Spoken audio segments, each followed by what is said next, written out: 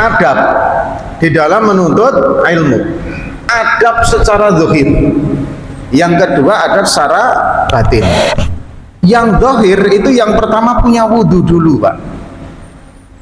Jadi untuk hal yang berkaitan dengan menuntut ilmu, kemudian bahkan boleh jadi juga Bapak ketika untuk mencari nafkah, untuk membaca Al-Quran apalagi, itu masih dalam keadaan suci, insya Allah berkah, Pak. Dan insya Allah ada ruhnya. Sama-sama menuntut ilmu, yang tidak berwudu dengan yang berwudu, itu insya Allah nanti ada bedanya, Pak. Nah, perbedaan ini tidak bisa diungkapkan, tapi bisa dirasakan.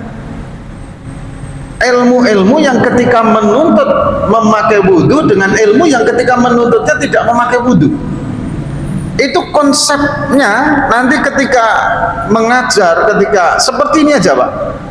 Bapak tentu akan bisa merasakan nanti ketika sensitivitas feel rasa itu mulai tinggi, sentuhan ruhaniyah antara ustadz yang dulu ketika belajar selalu menjaga wudunya, menjaga akhlaknya, dengan sentuhan para ustadz yang dulu ketika belajarnya tidak menjaga wudunya, jenengan insya Allah akan bisa membedakan, Pak. Sentuhan ruhaniyahnya itu ada. Bagaimana? Ini bukan untuk mengoreksi si ACP, tidak. Bagaimana rasanya Pak Ustadz? Assalamualaikum warahmatullahi wabarakatuh.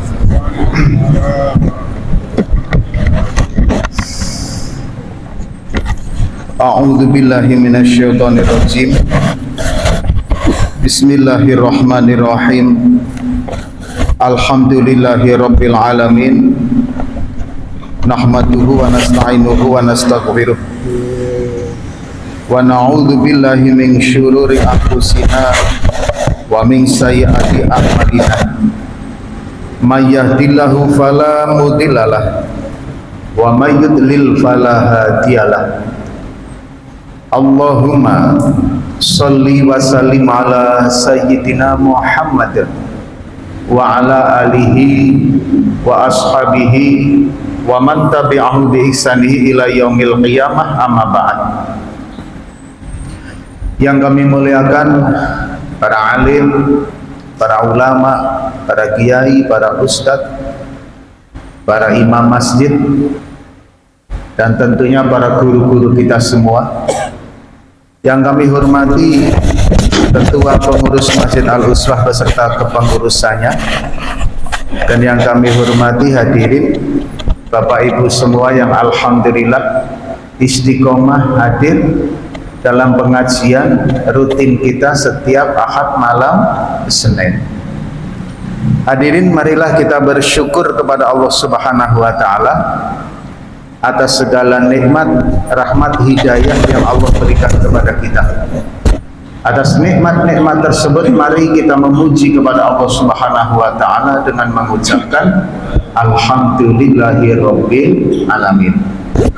Salam dan sholawat mari kita haturkan kepada junjungan kita Nabi Agung Muhammad sallallahu alaihi wasallam. Allahumma sholli ala sayyidina Muhammad wa ala ali sayyidina Muhammad. Hadirin yang dirahmati oleh Allah, ada beberapa hal yang berkaitan dengan pembukaan dalam sebuah ceramah, dalam sebuah pidato. Jadi kalau aturan salam, ini yang pertama Bapak, salam itu qoblal kalam, ada hadisnya. Jadi kalau setiap sesuatu perkara itu kan dimulai dengan basmalah. Mau ganti baju pakai basmalah, pakai songkok basmalah, semuanya dimulai dengan basmalah. Tapi kekhususan pada salam, ada hadis yang menyatakan salam qoblal kalam. Salam itu sebelum pembicaraan. Maka dari hadis ini ditambah lagi ada hadis tidak perlu dijawab salam yang didahului oleh kalam. Maka dari beberapa hadis ini sebagian ulama memberikan satu arahan penafsiran bahwa antara basmalah dengan salam dalam sebuah pembukaan itu duluan salam. Jadi assalamualaikum dulu baru bismillah. Ini yang pertama. Tapi Pak Ustadz, kenapa kok ada kadang yang membaca basmalah dulu sebelum salam? Misalkan pertanyaan seperti itu. Ya mungkin ada banyak faktor lah. Yang pertama, dia berpijak kepada faktor hadis yang setiap perkara dimulai dengan basmalah. Mungkin itu. Faktor yang kedua, mungkin belum baca bagaimana aturan salam dan basmalah itu. Atau mungkin ketidaktahuan. Nah, ini tidak digunakan untuk menilai orang lain. Ini tidak. Ingat hadirin, kemarin sudah kita bahas tentang keniatan menuntut ilmu. Salah satunya adalah jangan pernah berniat ketika kita menuntut ilmu untuk mengelabui orang-orang bodoh, untuk memposisikan diri sehingga kita di pandangan para alim ulama ternampak atau terlihat pandai, untuk mendekati para penguasa, yang terakhir untuk mencari dunia. Itu ilmu agama jangan sampai dicari dengan niat itu. Makanya ilmu agama itu dipakai untuk diri, sehingga ketika kita mengetahui tentang aturan seperti itu, tidak kemudian digunakan untuk mengoreksi orang lain. Ya biar sajalah yang memakai itu, gitu loh Pak. Kemudian hadirin yang dirahmati oleh Allah, setelah membaca salam, ini kalau runtutan dari surat-surat Rasul, kemudian runtutan dalam berbagai macam kitab-kitab para alim ulama, itu pasti dimulai dengan satu basmalah. Setelah basmalah kemudian memuji kepada Allah, alhamdulillah. Makanya dalam khutbah runtutannya itu Pak, tapi basmalahnya tidak dipakai, aturannya khusus lagi Pak. Bahkan dikatakan batal jika khutbahnya didahului dengan basmalah. Nah ini Pak, beda lagi Pak. Yang kedua, setelah alhamdulillah pujian kepada Allah, sholawat. Terserah sholawatnya paling yang mau dipakai apa. Nah sholawat itu hadirin yang paling tinggi nilainya adalah sholawat yang memang ada dalil pleknya bacaan itu dari Rasulullah Shallallahu Alaihi Wasallam. Contohnya sholawat Ibrahimiyah yang kita baca pada saat at-tahiyat itu ada dalil hadisnya. Maka itu sholawat lebih utama itu dibaca daripada sholawat-sholawat karangan para alim ulama. Ini jangan sampai salah persepsi Pak ya. Semua sholawat itu kan ada dua bentuk. Satu sholawat ma'thurah, sholawat yang ada dalilnya. Yang kedua sholawat ghairu ma'thurah, sholawat yang tidak ada dalil hadisnya secara lafal itu. Secara lafal ya, bukan secara dalil sholawat, bukan, secara lafal. Ini dikarang oleh para alim ulama. Semuanya boleh dipakai, tapi lebih diutamakan adalah sholawat yang lafalnya memang ada yang langsung plek dari Rasulullah Shallallahu Alaihi Wasallam. Sekalipun sholawat itu dalil hadisnya, kalimat itu dalil hadisnya doif Pak, masih lebih utama yang doif daripada perkataan ulama, daripada susunan ulama, gitu loh ya. Jangan sampai kepleset ini. Kalau salah plesetnya nanti akhirnya banyak persepsi yang salah ini. Kemudian setelah itu baru membaca amma ba'du. Nah ini runtutan di dalam pembukaan. Apakah jenengan ketika mau menulis kitab atau jenengan ketika mau berpidato, runtutannya itu. Baru kemudian ada dalil hadis dan ada dalil Al-Qur'annya. Ini sebagai tambahan dalam pembukaan kita. Kemudian hadirin yang dirahmati oleh Allah Subhanahu wa taala, kita kembali akan membahas masalah yang berkaitan dengan bab pertama dalam kitab Ihya Ulumuddin, yaitu bab ilmu. Ini diulang mundur sedikit Pak, agar mengingat yang sudah pernah kita bahas. Jadi tatanan atau sistem yang dipakai para alim ulama dulu sehingga mereka ini sukses di dalam menuntut ilmu, tidak lupa dengan yang disampaikan, itu adalah setiap pertemuan. Ini sistem ini kalau dipakai oleh sistem pendidikan kita sangat bagus sebenarnya Pak.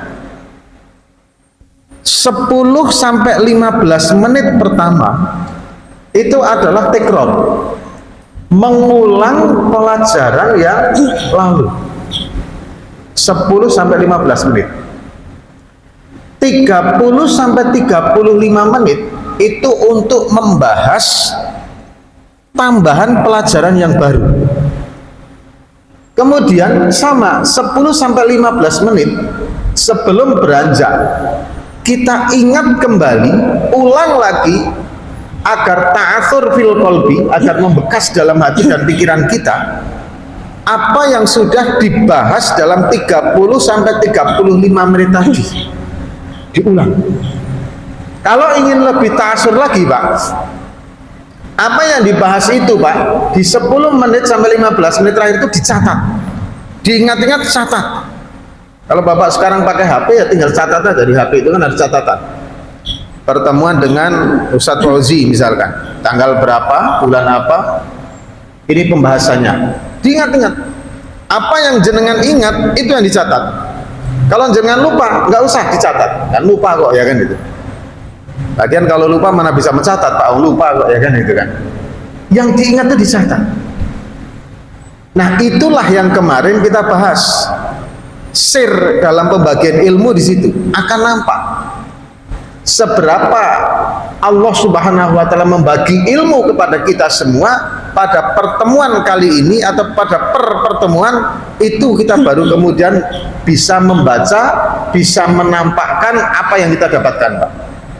Itu di situ. Nah insya Allah itu akan berkelanjutan, ingat terus yang dicatat itu Pak. Tapi kalau kita duduk kemudian habis itu selesai, bangkit, nggak ada yang dicatat, nggak ada diingat-ingat, lepas semua Pak. Jangan 10 tahun, 15 tahun duduk kayak gini nggak akan jadi orang alim Pak kalau kayak gini. Karena semuanya lepas terus. Ini mohon maaf tidak hanya dengan saya, dengan ustadz-ustadz yang lain juga begitu Pak. Apa yang ustadz itu sampaikan, Bapak catat. Nanti insya Allah itu akan menjadi oleh-oleh yang akan kita bisa kapan-kapan bisa kita kulik kembali. Kita bisa ulang kembali. Nah itu insya Allah akan naik Pak. Gitu. Nah hadirin yang dirahmati oleh Allah Subhanahu Wa Taala, ini sistemnya. Pada beberapa pertemuan yang lalu, yang pertama kita sudah membahas tentang pentingnya ilmu. Mau nggak mau, suka atau tidak suka. Kemudian kita mau membantah atau tidak mau membantah, mau mendebat atau tidak mau mendebat. Pondasi dalam sebuah bangunan ketakwaan dalam diri seseorang itu adalah ilmu. Pondasinya ilmu. Tanpa pondasi ilmu yang kuat hadirin yang dirahmati oleh Allah Subhanahu wa taala, yang pertama insya Allah akan mustahil istiqomah, konsisten sampai akhir itu insya Allah berat. Karena nggak ngerti. Bapak nggak ngerti bagaimana tangzirnya ketika Bapak meninggalkan sholat. Dan Bapak juga nggak menyadari, nggak mengetahui bagaimana ketika menjaga sholatnya 5 waktu dalam berjamaah.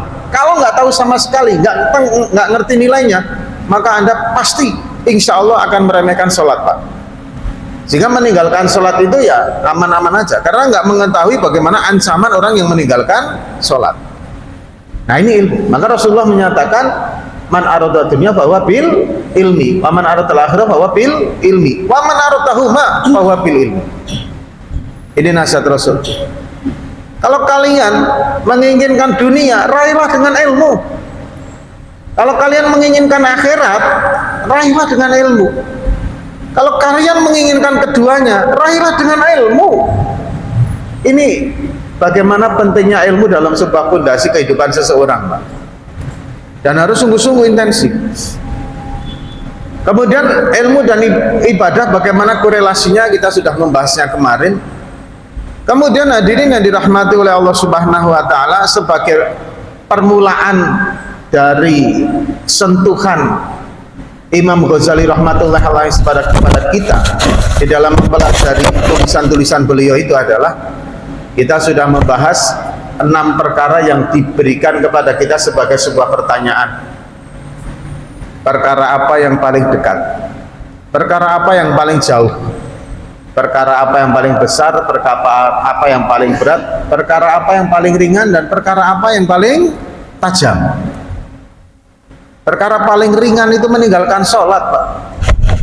Maka orang meninggalkan sholat itu Masya Allah kadang sama sekali nggak terasa beban. Ini perkara paling ringan. Nah, ini sudah kita bahas.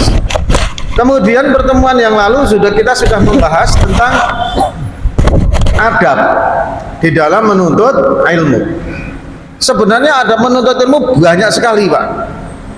Nah, kesimpulannya saya ambilkan, saya adopsikan dari apa yang sering disampaikan oleh jamaah tabligh yang dipelajari di dalam jamaah tabligh, Pak. Jadi bagi yang ikut jamaah tabligh tentu ini sudah mengenalnya. Tapi bagi yang belum, ada bagusnya mengenal ini. Salah satu hal yang ada di dalam jamaah tabligh itu adalah ta'lim wa ta'allum, Pak.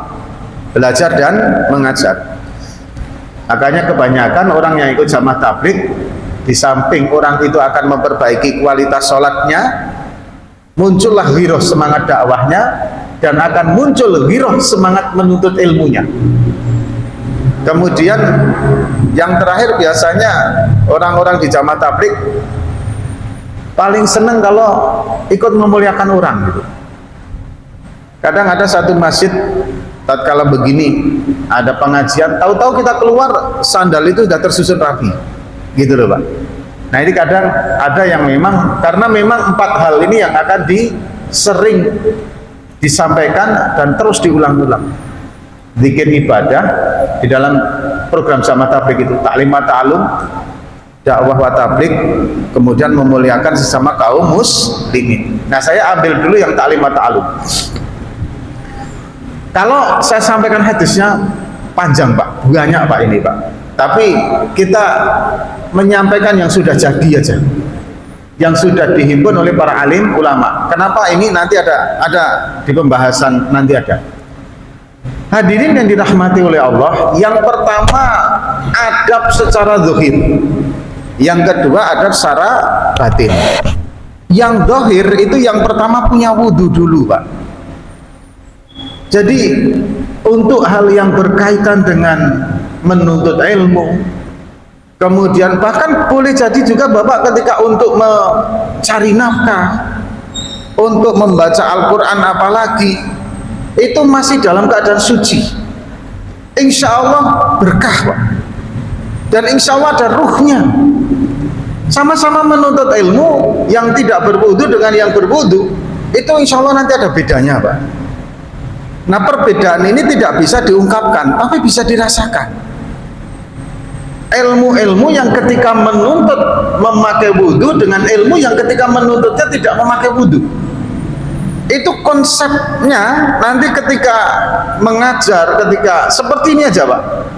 Bapak tentu akan bisa merasakan nanti ketika sensitivitas feel rasa itu mulai tinggi, sentuhan ruhaniyah antara ustadz yang dulu ketika belajar selalu menjaga wudunya, menjaga akhlaknya, dengan sentuhan para ustadz yang dulu ketika belajarnya tidak menjaga wudunya, jenengan insya Allah akan bisa membedakan, Pak. Sentuhan ruhaniyahnya itu ada. Bagaimana, ini bukan untuk mengurai sisi ACP, tidak. Bagaimana rasanya Pak Ustadz perbedaannya? Ya saya nggak bisa menjelaskan, Pak. Bapak hanya bisa merasakan aja. Anda ditanya gimana? Nggak bisa menjelaskan.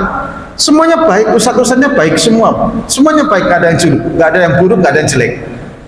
Cuma secara ruhaniyah saya merasakan beda, Pak Ustadz. Nah gitu loh, Pak. Itu terasa. Contohnya adalah ustadz-ustadz kita di kampung dulu, Pak. Mereka ini hadirin, mungkin kalau dalam ilmu hadisnya ditanya, Pak Ustadz hafal berapa hadis? Nggak banyak, Pak. Ditanya hafal berapa ayat Al-Quran? Nggak banyak. Tapi santri-santrinya ketika melalang buana ke sana kemari, banyak yang kemudian di perantauannya atau di tempat tinggalnya mereka membuka pengajian, mau TPQ, mau TPA, atau pengajian pribadi, sehingga ilmunya itu terus menerus. Ketika ilmu itu terus menerus bersambung, ini ustadz kampungnya akan terus dapat pahala terus. Itu ruhaniyah, salah satu bentuk ruhaniyah. Kemudian yang kedua, adab yang kedua adalah adab dohir tadi, memakai wangi-wangian, punya wudhu, memakai wangi-wangian, bersiwak. Jadi memang mohon maaf Bapak Ibu, ini tidak menyinggung yang mempunyai bau keringat yang agak spesial.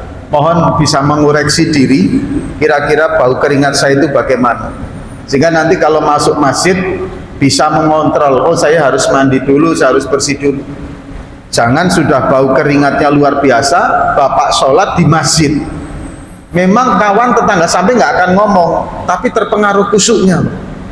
Begitu takbir Allahu Akbar, ya Allah, ini makan apalah orang ini, pasti gitu pikirannya nggak akan karuan tetangganya ini. Begitu seterusnya. Jadi usahakan memakai wangi-wangian, memakai siwak, ya kan.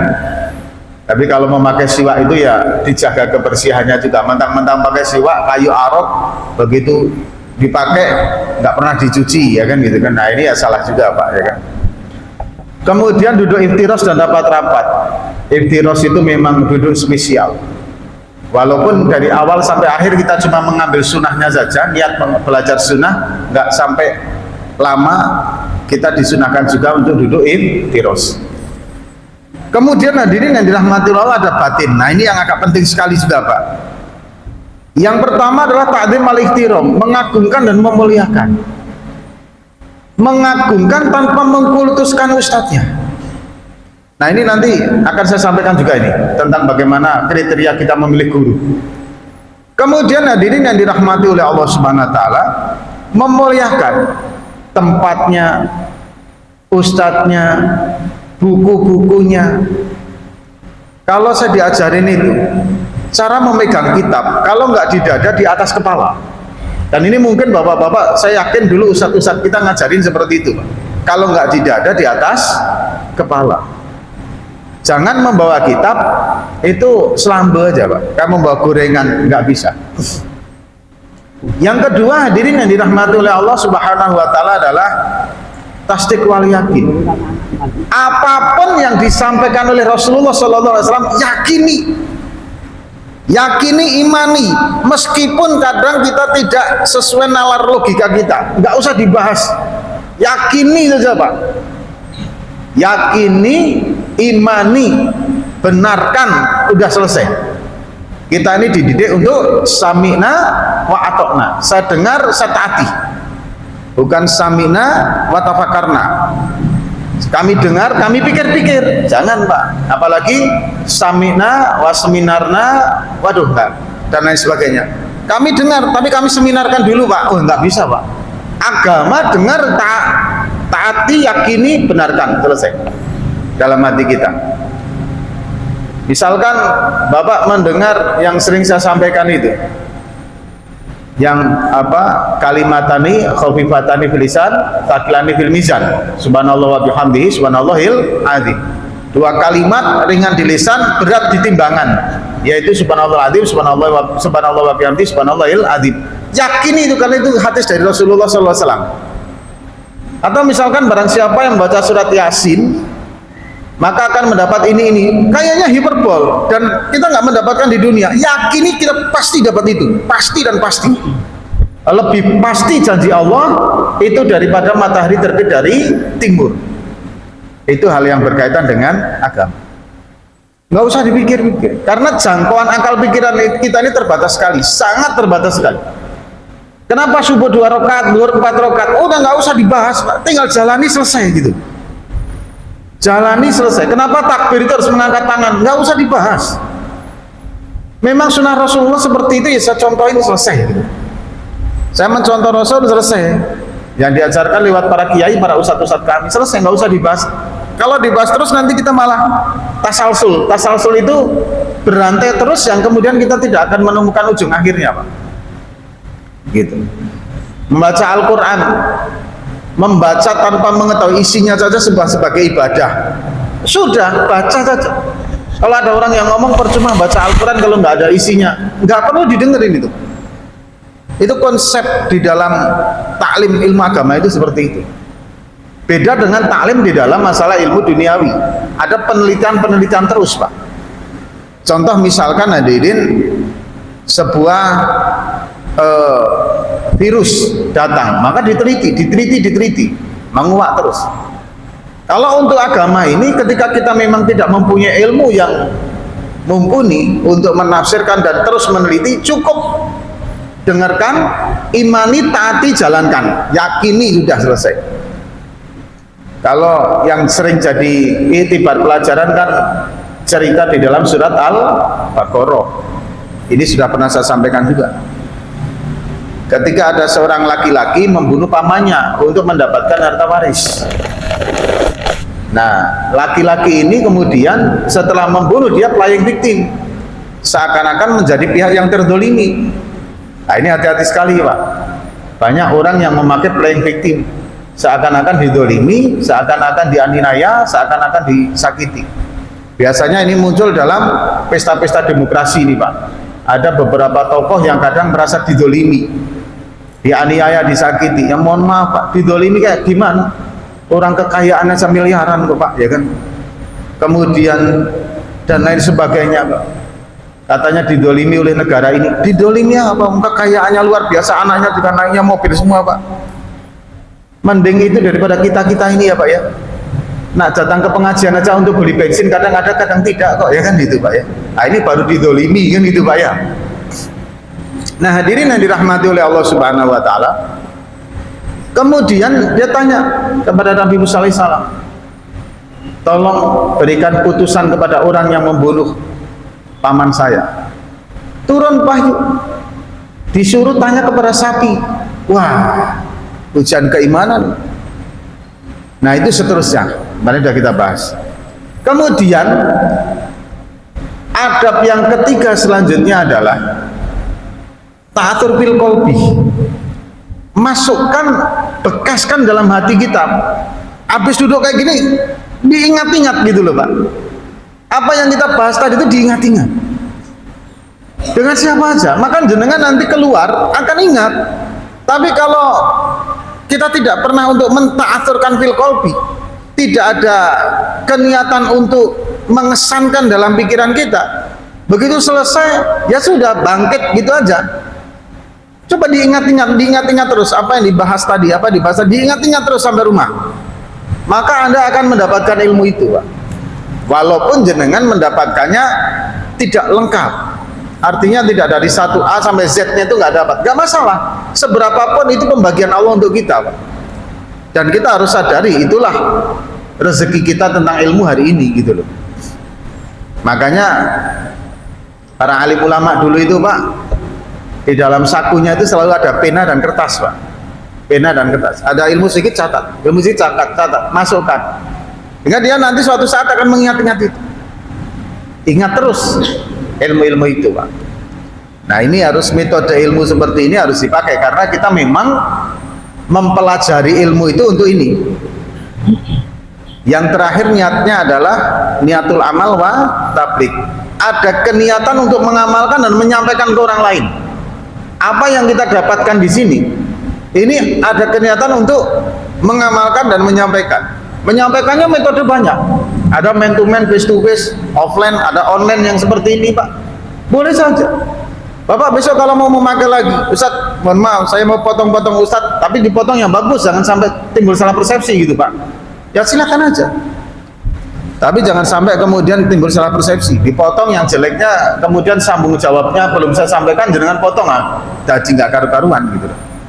Silahkan. Ini hal yang menjadi kebaikan buat kita semua. Nah, ini hadirin adab di dalam menuntut ilmu. Sekarang hadirin yang akan kita bahas, bagaimana adab kita di dalam mencari ilmu itu sendiri. Yang pertama hadirin adalah pastikan dulu Bapak ketika mencari guru Itu latar belakangnya pendidikan guru itu, kemudian manhajnya, mazhabnya Bapak ketahui, jelas-jelas Bapak ketahui dulu, agar nanti tidak berbenturan dengan apa yang sudah kita dapatkan dari dulu, Pak. Saya alhamdulillah sudah keliling, meskipun belum banyak negara dan daerah yang saya kelilingi, Pak.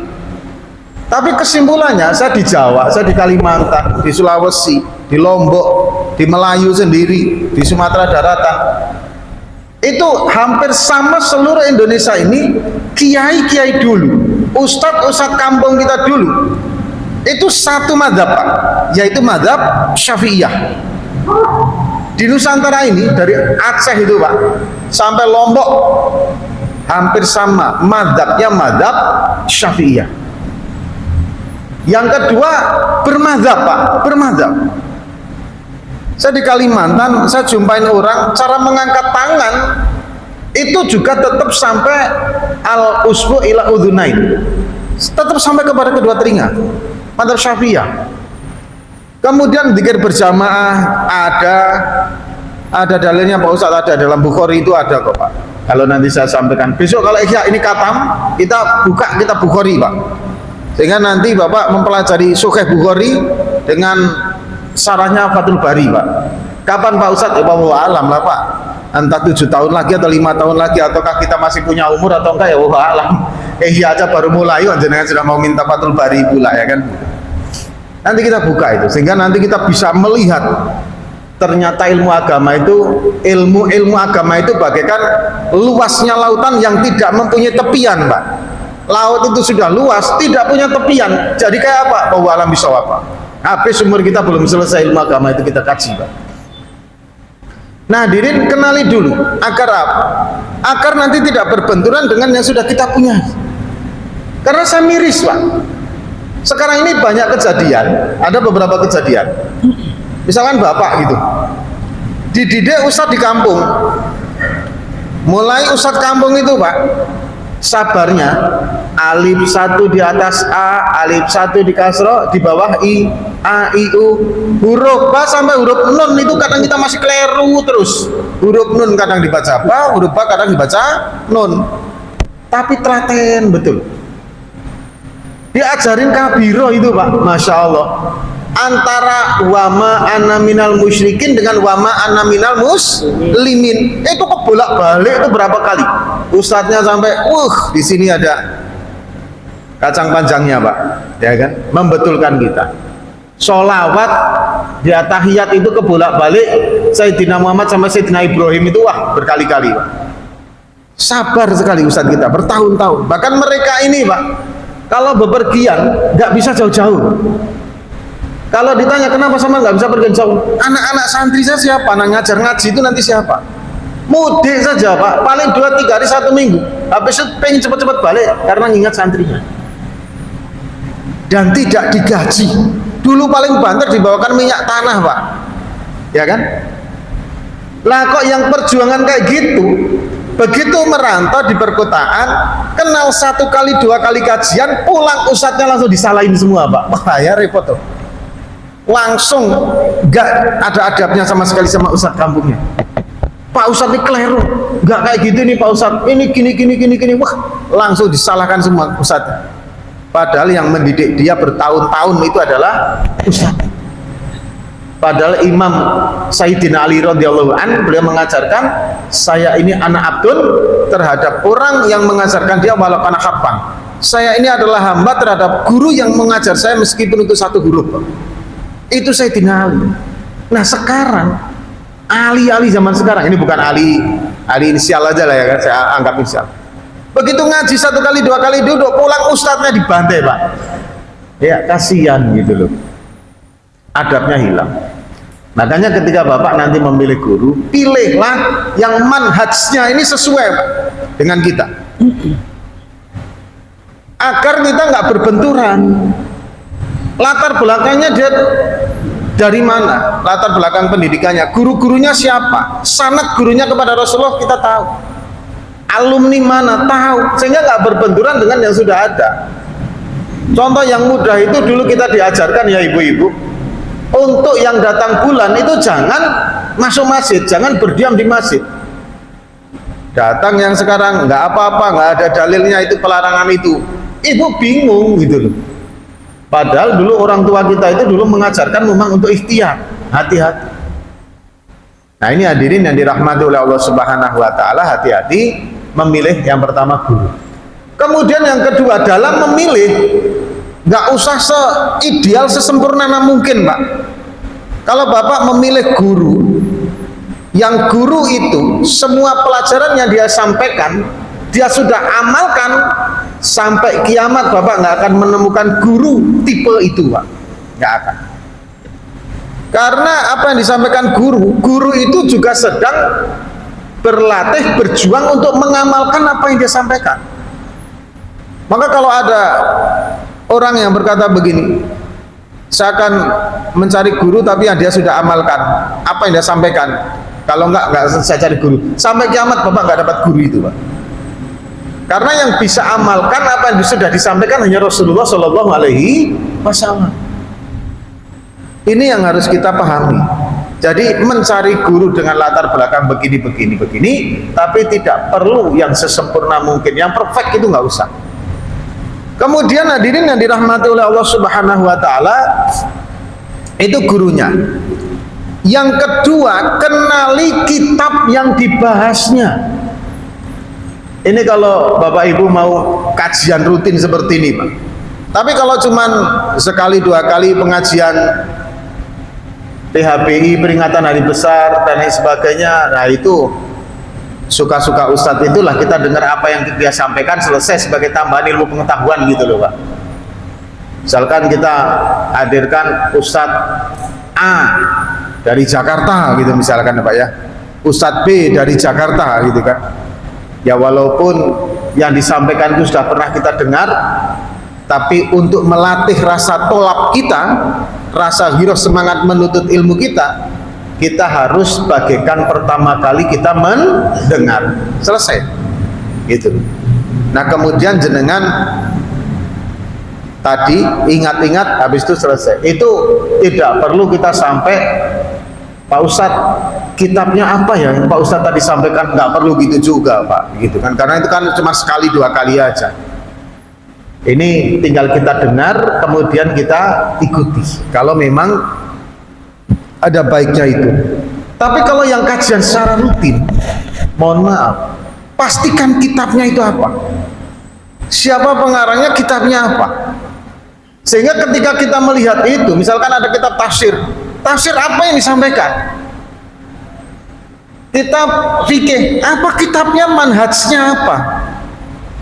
Karena hadirin yang dirahmati Allah, sekarang ini jutaan kitab ini luar biasa Pak. Jadi literatur kitab yang akan disampaikan itu jelas apa namanya, siapa pengarangnya, manhajnya apa. Karena kalau tidak Pak, nanti kita bertumpuk dengan hal yang sudah kita pelajari sampai saat ini Pak. Sudah kita pelajari, tiba-tiba datang lagi contoh masalah tauhid Pak. Kalau mau ada seorang kiai atau ustadz, jenengan mau belajar kepada beliau, kemudian sistemnya itu kajian rutin, hadirin, dia mengajarkan tauhid, pastikan manhajnya siapa.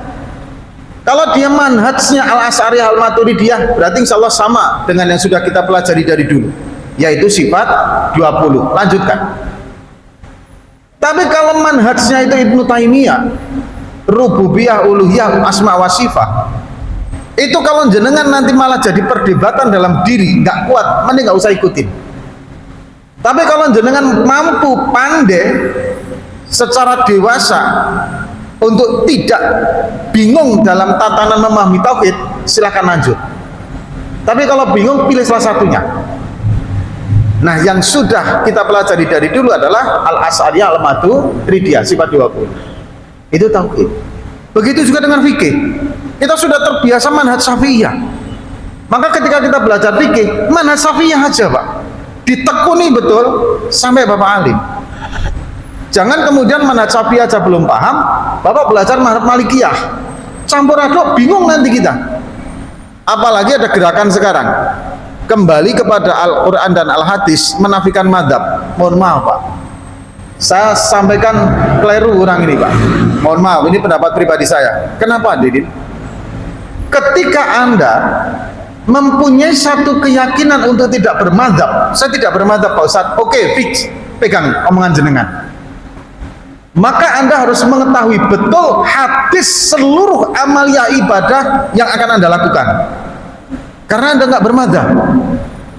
Wudu mulai dari memegang air sampai doa menghadap arah ke langit, doa 2 kalimat syahadat menghadap ke langit itu Pak, kalau Anda ingin mengamalkan, Anda harus tahu hadisnya, karena Anda nggak bermadhab. Kemudian ketika Anda juga menyatakan tidak bermadhab, sholat mulai takbir ngangkat tangan sampai assalamualaikum ke kanan dan ke kiri, Anda wajib tahu dalil hadisnya. Nggak bisa kalau cuma melalui guru kampung saya mengajarkan, nggak bisa. Anda harus mengetahui betul. Kalau nggak mengetahui, Anda nanti ditanya mana dalilnya, jadi nggak akan bisa menjawab. Karena konsekuensi dari manhaj yang Anda pegang itu harus ada. Makanya hadirin, dalam tahapan sekarang ini wajib bermadhab. Nggak bisa kalau nggak bermadhab, karena kita ini nggak akan mampu untuk menguak seluruh amaliyah kita yang kita amalkan ketika kita harus mengkaji dalil asal hadisnya. Nggak ada waktu lagi Pak, nggak sempat kita sampai ke situ. Contoh Pak, nikah, datang penghulu, Bapak mau nikah, kemudian datang walinya bilang, angkahtuka wa zawajtuka, aku nikahkan dan aku kawinkan engkau dengan anakku yang bernama anak kandungku bla bla bla bla bla tunai. Bapak mau menjawab karena Bapak mau nikah, harusnya Bapak tinggal menjawab, aku terima akad dan nikahnya bla bla bla, kan begitu. Begitu tunai, Bapak jawab, tunggu dulu Pak, saya harus menjawab apa? Saya cari dalil hadisnya dulu. Kalau sudah dapat dalil hadisnya, saya baru menjawab. Sama nggak nikah-nikah nanti malahan Pak, asli. Pertanyaannya kita yang sekarang di sini nih Pak, termasuk kawan-kawan yang kita harus kembali kepada Al-Quran dan Al-Hadis itu, pada waktu akad nikah tahu nggak dalil hadisnya nikah itu jawabnya kayak apa Pak? Nggak ada yang tahu. Kita ini cuma diajarkan penghulu. Nah penghulunya itulah makanya ini bermadhab. Madhab itu hadirin, dari seluruh rangkaian hadis yang jumlahnya jutaan, kemudian diringkas, pilih mana yang dhaif, mana yang sahih, mana yang mungkar, mana yang mauquf dan lain sebagainya. Setelah dipilih dikalkulasikan, tersisalah hadis sahih. Karena semua dalil fikih itu, fikih dan tauhid wajib sahih Pak dalilnya. Ini hadisnya. Dalil-dalil Al-Qur'annya disusun, mana ayat-ayatul ahkam, ayat-ayat hukum disusun lagi. Setelah disusun Pak, kemudian di strukturisasi itu loh Pak, di istilahnya, disusun dengan berjenjang. Oh ini yang masuk dalil wudhu, ini yang masuk dalil dagang, ini yang masuk dalil pernikahan, disusun sistematis, disistematiskan. Setelah disistematiskan, cari tafsir-tafsir para alim ulama, sehingga setelah semuanya muncul satu paket yang sudah lengkap. Jadilah fan ilmu, ada fan ilmu fikih, fan ilmu tauhid. Contoh misalkan hadirin, ketika membasuh muka, batasan muka itu sampai telinga kanan, telinga kiri, tumbuhnya rambut atas sampai bertemunya 2 tulang, itu semua dirangkai dari sekian banyak hadis, sekian banyak ayat Al-Quran dan sekian banyak tafsir. Kita tinggal nengok ustadz kita ngasih contoh. Nah, kalau wudhu, cara membasuhnya adalah atas sini tempat tumbuhnya rambut, kedua telinga sampai kedua tulang harus kena air semua. Tak fix, kita langsung amalkan Pak. Enak kan kita? Seenak itu kalau kita bermadhab. Makanya tahap kedua, kalau jenengan mencari guru nanti pahami betul manhajnya kemana, kitab yang dipakai apa, agar kita tidak tumpang tindih salah dalam memahaminya. Yang ketiga hadirin yang dirahmati oleh Allah Subhanahu wa taala, Ketika kita menuntut ilmu itu di awal saya sampaikan, pegang betul-betul keniatan kita, jangan sampai bergeser. Bahwa kita menuntut ilmu itu untuk membimbing kita agar kita takwa kepada Allah Subhanahu wa taala benar. Jangan berniat menuntut ilmu untuk mendebat orang lain atau untuk mengoreksi orang lain. Jangan, Pak.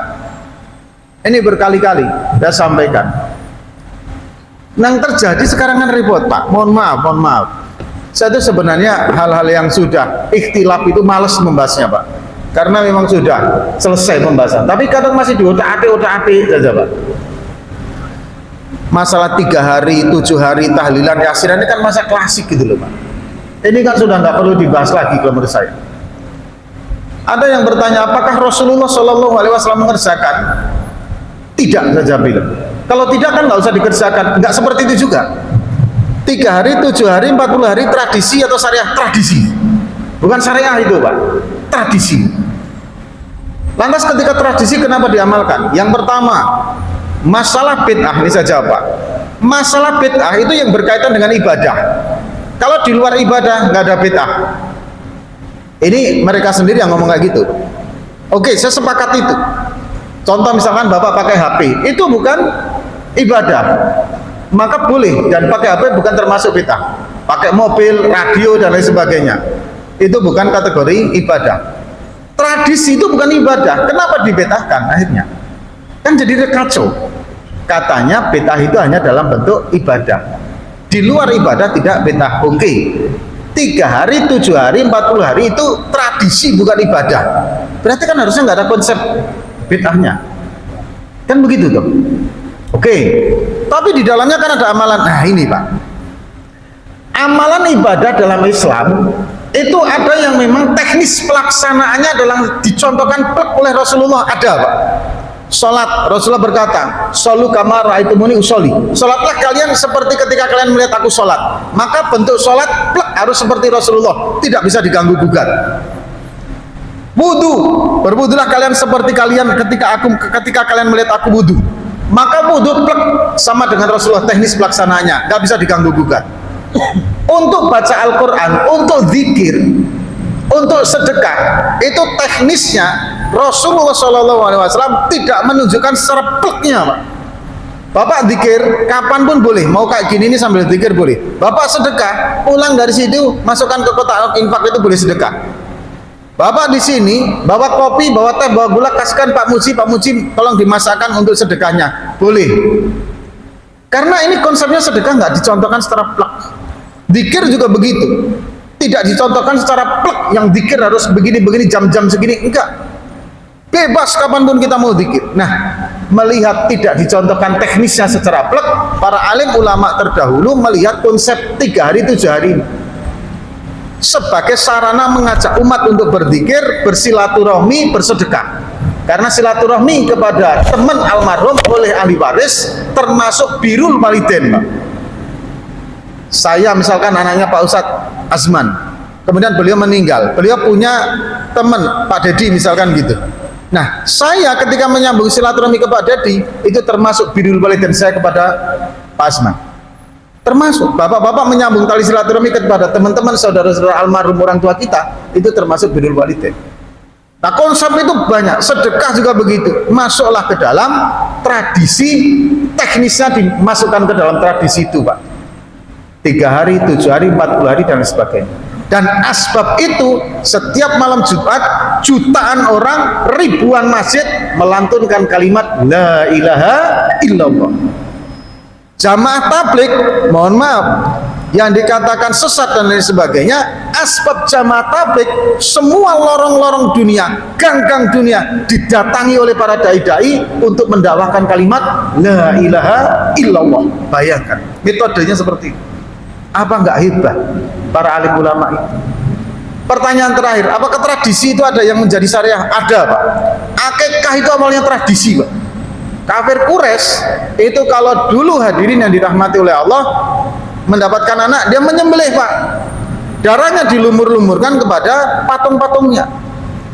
Makanya kemudian Rasulullah membetulkan, ini tradisi jangan seperti itu. Dibuatlah akikah, tidak lagi darahnya dilumur-lumurkan, tapi kemudian dagingnya dibagi-bagikan. Nah ini sebenarnya sudah fix masalah kayak gini, nggak perlu dibahas. Yang mau tahlilan monggo, yang nggak mau tahlilan yang monggo silahkan. Yang mau 3 hari, 7 hari, 40 hari monggo, yang nggak mau juga monggo. Udah selesai. Yang mau pakai kunut sunnah, yang nggak pakai kunut juga sunnah. Yang pakai usoli sunnah, yang nggak pakai usoli juga sunnah. Bapak dalam softnya nginjak kelingking kanan kirinya, kalau memang mereka ini juga sudah satu frekuensi, injak aja Pak, nggak apa-apa Pak. Memang ada dalilnya itu juga. Sahabat perawi pernah melihat ada yang seperti itu. Tapi kalau tidak satu frekuensi, jangan Pak, jangan diinjak. Nggak diinjak aja kawan ini nggak kusuk, apalagi kita injak Pak, tambah bubar nanti Pak. Nah ini hadirin yang dirahmati oleh Allah Subhanahu Wa Taala yang bisa kami sampaikan. Insya Allah kita sambung di pekan yang akan datang. Kita tutup dengan doa kibar majelis. Subhanakallahumma wa bihamdika asyhadu an la ilaha illa anta astaghfiruka wa atubu ilaik. Wassalamualaikum warahmatullahi wabarakatuh.